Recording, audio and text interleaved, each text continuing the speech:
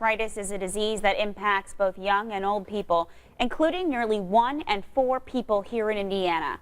Eyewitness News anchor Anne-Marie Tiernan now joining us live this morning from IUPUI, where hundreds are working to find a cure. Hey, Anne-Marie, looks like you're staying dry.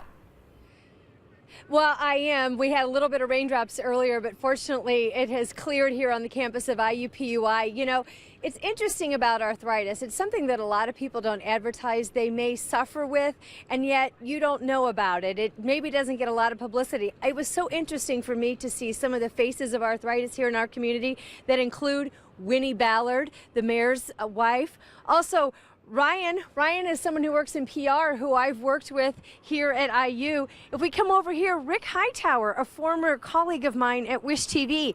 Here is someone who is one of the faces of arthritis. And one of the messages they're trying to get out today is that arthritis impacts children too, and that this condition is something that there is no cure, and the doctors, the need for specialists is great. Ann Taylor is one of the people who's participating in the walk today. You've had arthritis for a long time. Tell us how it impacts your life.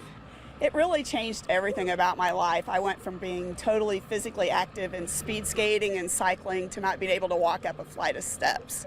And so just everyday tasks became very difficult to do.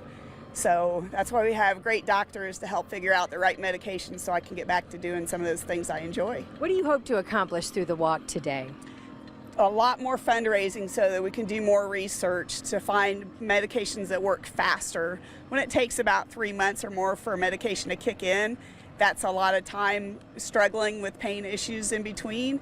And so we need a lot more research to find medications work faster. All right, thank you so much, Ann. We're you. Also joined by Dr. Randall Reed, a specialist in this area, and it really is kind of a trial and error, isn't it? Trying to find what is the right mix for these patients so that they can be mobile and pain-free. That's right. Yeah, we don't have great ways of knowing which drug is going to work for which patient, so it is trial and error. Every 3 months we reassess to see if we're making a difference, and if not, then we move to Plan B and then Plan C. So fortunately, though, now we have many more tools to treat patients with autoinflammatory disease, and hopefully in the next 10 years we'll have a cure. But right now I think it's a much more optimistic outlook for our patients than it was even 15 years ago. You know, it's interesting, one of the faces of this walk today, 3-year-old Carson Rose. And when you think arthritis, you think seniors. You don't think a little 3-year-old boy who's having trouble navigating the stairs. That's right. Yeah, it was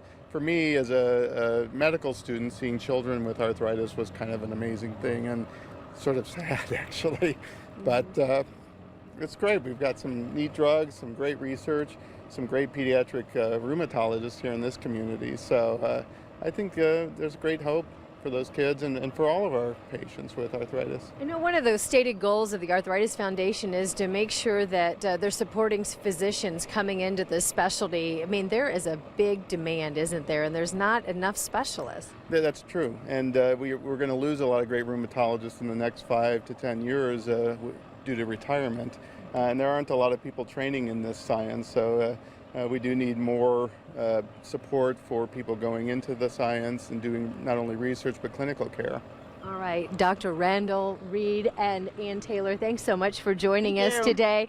And we're going to be back live next hour with some other people that are participating in this walk. But Naomi, you know, you have a group of people that are coming together that hope to raise $100,000 and really make a difference. The walk is going to kick off around 10:30. You can see they're getting the setup underway right now.